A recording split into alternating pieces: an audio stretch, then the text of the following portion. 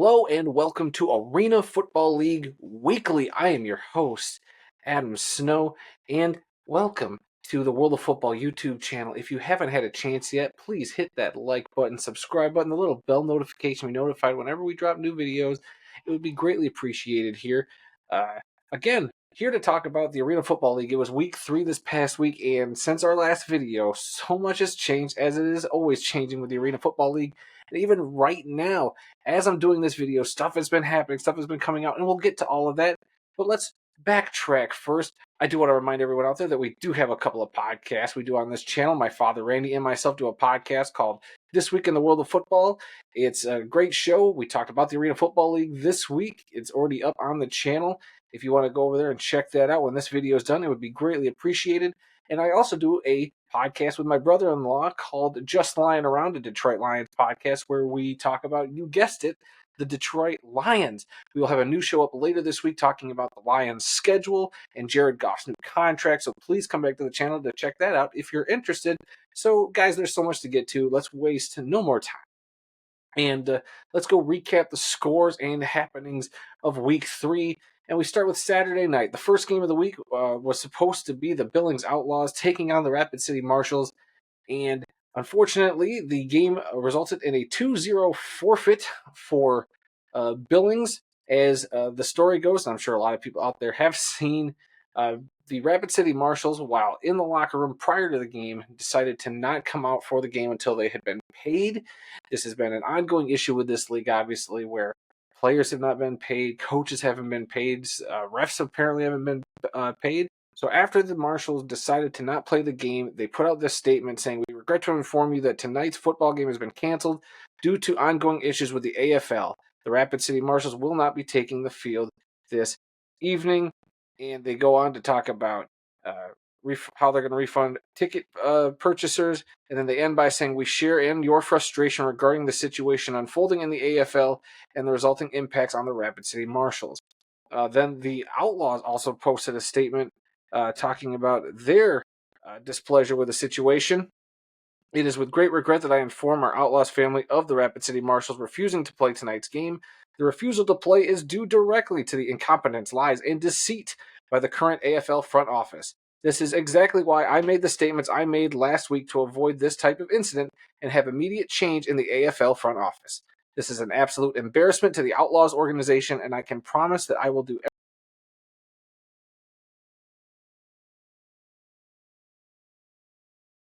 our coaches and our families deserve better. Time to get ready and focus on next weekend's game. Steve Titus, the owner of the Billings Outlaws." So yeah, it's a real big bummer to have this type of situation happen. But as you know from some of the resulting news that we're going to get to in a bit, this might have been a necessary step in getting some real change in the front office of the Arena Football League, which has been receiving a lot of criticism by lots of people online, including yours truly. And we'll get to that in a second. So we're going to move on to the next game that was played, and that was the West Texas Desert Hawks traveling to Washington to play the Wolfpack. The Desert Hawks came out with a 34-21 victory over the Wolfpack. But while there's been a lot of doom and gloom around the Arena Football League this weekend, there is a bright spot here. There is a good story here. The Wolfpack signing kicker, Melissa Strother. She becomes the first female to score a point in the Arena Football League's history. She went 3 for 3 during the game on her extra points. I got to catch this game for a little bit. I got to see her make one of those extra points. It was a pretty cool moment. Pretty cool that the Wolfpack did something like this. And it was actually nice to actually stream a game for a change on that Vire.tv. It's been a while, I feel like, since I got to watch a streamed AFL game. But, well, there we go there. On the Desert Hawks side of things, we remember last week there was that injunction put out there by the National Arena League to try to stop the Desert Hawks from playing in the Arena Football League. That appears to be over. They have settled. They paid an undisclosed amount in order for the Desert Hawks to continue playing in the Arena Football League, which is a good thing because it looks like West Texas might be one of the front runners for the Arena Football Championship game if we get to that point this season. All right, we're going to move on. The Salina Liberty defeated the Nashville Cats 50-30 in this one. A little bit surprised here. I definitely thought the Nashville Cats were going to be a top 2 or 3 team in the league, and Salina coming out and being a bit of a shocker. Congratulations to them on that victory. Then you had the Wichita Regulators squeak by the Southwest Kansas Storm 44-42 in a very tight game here. Again, a little bit shocked for me. I thought the Regulators would be uh, one of the lesser teams, but here they are. They got a big win against Southwest Kansas, and I think they made quite a statement with that victory. And now we're supposed to have another game on Monday night, which was supposed to be the Minnesota Myth taking on the Albany Empire. But as we saw in a press release by the Albany Firebirds over the weekend, the Myth were unable to travel to the game for whatever reason. They just said they couldn't do it and the game was going to be canceled, which was unfortunate. But obviously, prior to that, head coach Ricky Foggy and the special teams coordinator of the Minnesota Myth resigned from the team. Not a good sign, also.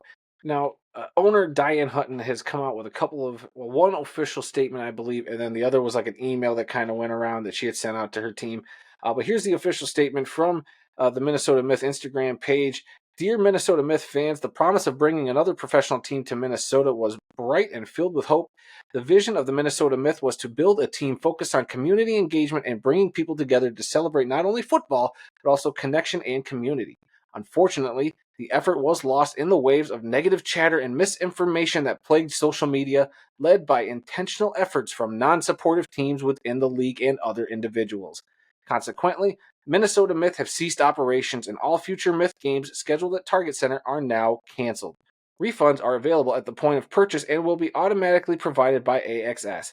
I would like to express my sincere gratitude to my staff as well as to all the players, dancers, sponsors, and fans who supported the team even amidst this turmoil. It was truly an absolute pleasure working with every one of you, Diane Hutton. Now, there's been so much surrounding the Hutton name. Obviously, we'll talk about the commissioner here in a bit, Lee Hutton. But I was really excited to support the Myth. I was even supposed to go to their game this weekend. That's supposed to be against the Wichita Regulators, which isn't happening, which bums me out quite a bit because I was excited to see real live arena football in action, and now this team doesn't exist. What's kind of hidden in that statement, though, is the fact that all Target Center games are going to be canceled. And that includes the Arena Bowl championship game that was originally planned to be there. So now we have the Arena Bowl location up in the air. And maybe there'll be a little bit of speculation towards the end. My feeling is that the league will hopefully go to the format that we here at the World of Football were hoping for prior to the season starting and before all this stuff kind of got settled with the previous commissioner, that the playoff games and the championship game would just be at the site of the best team, which is what we thought it should be. Obviously, the league thought otherwise. Their playoff games and their championship game were planned to be at neutral sites, which we weren't big fans of. So hopefully that means we'll see some of those changes actually come to fruition. That'd be pretty cool. I'd be on board with that. Yeah, so again, just really bummed about the Myth. I really am. I'm bummed for those fans. I was excited to go see a game at that Target Center, but the league moves on, and that is what it is. So that means the Louisiana Voodoo, the Oregon Black Bears, and the Orlando Predators had byes this past weekend. It's a bummer because, we already had the Soul, the Rampage, the Force, and now the Myth all fold. And, a story came out of the Georgia Force, after that came out when I was editing that last video, that they had a GoFundMe page set up to help get some money to some of the players who had not been paid in order to get some of those guys home. I think it was set up by the quarterback who was helping out guys who were not from that area to get home. So that was a pretty cool move. It seems like it was supported by a lot of people. So thank you to all those people who helped them out. That was one of the better feel-good stories, and which shouldn't have happened in the first place. Pay your players, but kudos to them for putting that together. So amongst all the stuff that's literally happening right now, the commissioner shakeup. Obviously, it's been speculated that Lee Hutton was going to be kicked out, and a lot of these owners have stated, that they've wanted former NFL head coach, former Michigan Panthers head coach, Jeff Fisher, to take over. He has been like the president of the Nashville Cats organization. I forget his exact title there, but he's been a part of the Nashville Cats organization, and he has been seen as the kind of guy that could help right the ship here on the interim basis for the Arena Football League. And I don't know if that would be something going forward that he'll continue to do, or if it's just to help this league get through this season. So this comes from Lauren Walsh, a reporter for WSMV. She says, Jeff Fisher, president of operations for the Nashville Cats, confirms he is taking over as interim commissioner of the Arena Football League. quote, "The league is good. We're looking forward to continuing and finishing the season," end quote. He adds he hopes to bring integrity and truth to the league. To be honest with you, I think Jeff Fisher is a good replacement pick. I did have high hopes for Lee Hutton. I thought he was being very ambitious and, getting the 16 teams. I thought there was a lot of stuff. I was like, oh, there's a lot that could go wrong, but I was eventually got to a place where I was having a little bit of hope and optimism, and that all just kind of slowly crumbled away to where I think it's absolutely necessary to get Lee Hutton out of office. I think a lot of arena football fans agree to that sentiment. And it bums me out that it had to get to this point. And it also bums me out that his wife, also saying that all these things that have been happening as a result of some of Lee's decisions, you can't blame people being mad or frustrated as a reason why your team is full of all the negative press. It's kind of Lee's fault to an extent. Now, granted, I don't have all the information. We don't have all the stuff that's been happening behind the scenes. For the most part, because of Lee's silence, we've been kept pretty much in the dark to some of the goings-ons, behind the scenes. There's been a couple owners who've come out and, obviously gone at the commissioner. There's been other owners and presidents that have come out and, been very diplomatic and, very PC and not wanting to really uh, give away too much information and keep it all in house. And that's all well and good. We don't need to know everything, but it is nice to know that at least there's a steady hand and some direction. And under Lee Hutton, we weren't getting that. It just felt like a bunch of just misinformation and, for the most part, no information, which is very unfortunate, especially when it came to the stories of players not getting paid, refs not getting paid, having to move venues because of, you know, terrible league communication and some of maybe some of his underlings and what they were doing. It's very frustrating to hear that as a part of why football teams can't be playing games and why players can't be taken care of properly.